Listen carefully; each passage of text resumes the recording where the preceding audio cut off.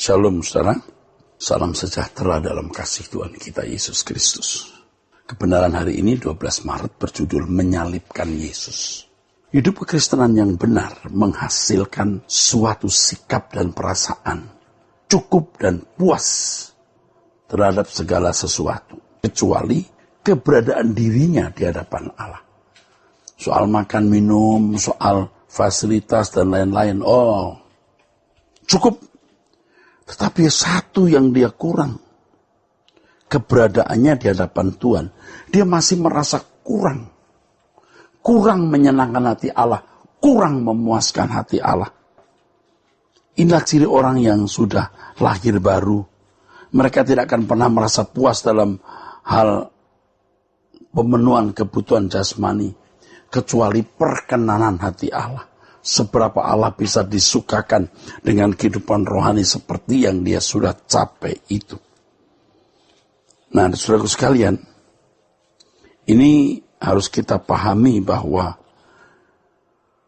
melakukan kehendak Allah, mengorbankan apa yang kita miliki untuk Tuhan, itu bukan sebuah kewajiban, harus kita pandang sebagai suatu kebutuhan.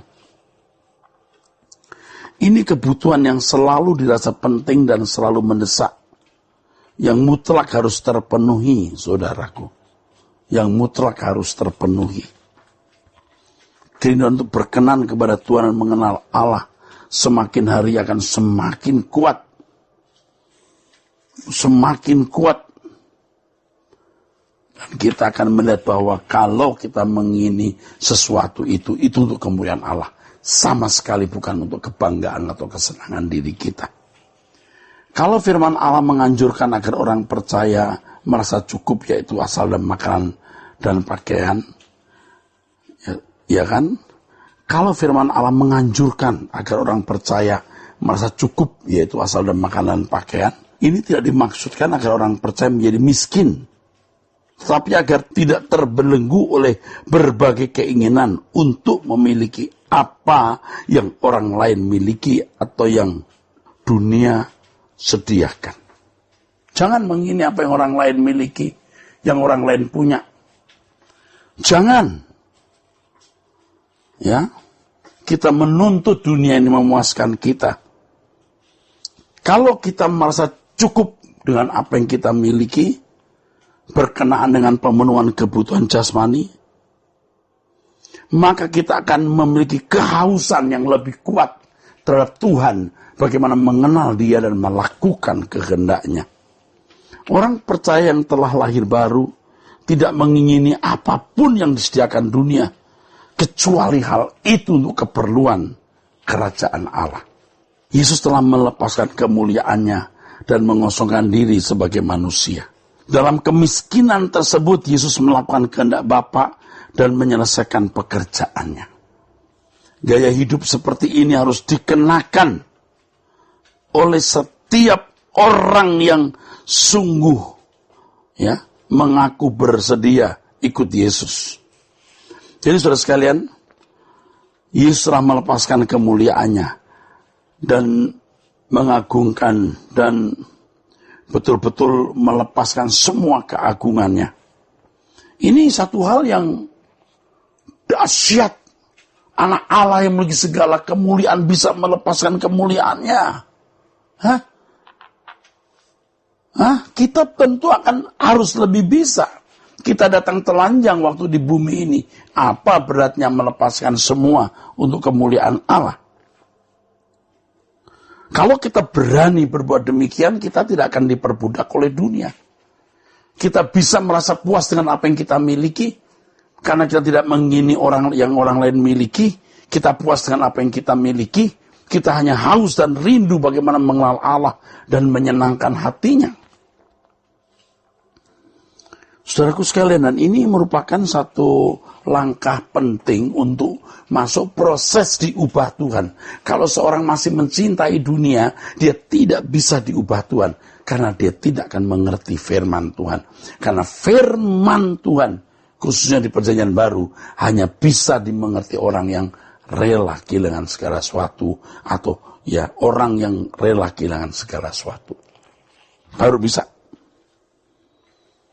Melepaskan segala milik berarti bersedia tidak menikmati dunia seperti anak-anak dunia menikmatinya. Orang percaya yang masih terbelenggu oleh keindahan dunia tidak akan bisa dididik oleh Allah. Dunia kita hari ini adalah dunia tanpa Yesus. Dunia tanpa juru selamat. Karena mereka menolak karya salib itu. Tapi lebih celaka kalau sampai gereja juga tanpa Yesus. Gereja tanpa Yesus. Karena gereja mengajarkan bagaimana jemaat meraih berkat-berkat jasmani. Bukan mau mencari perkenanan Allah dalam standar hidup seperti standar hidup Yesus. Tidak mungkin orang bisa mengerti Injil tanpa meninggalkan dunia. Ini semua seperti bola sodok.